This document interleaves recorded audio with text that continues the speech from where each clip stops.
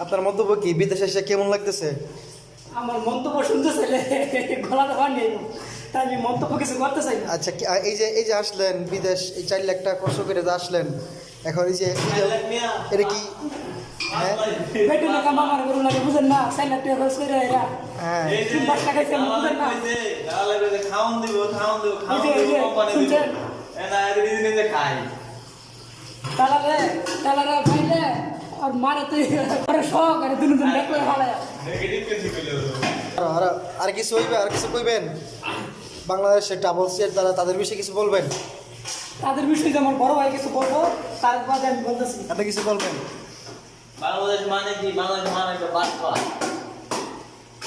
দালালে আমার কইছে তুমি যাও, চিন্তা করো না, মাসে 40-50 টাকা কোনো ব্যাপারই না। না দিদি মাত্র 800 রিয়াল বেতন, 800 রিয়ালে কত হয়? বাংলাদেশে করতে আসছে এটা বলেন। হ্যাঁ বাংলাদেশ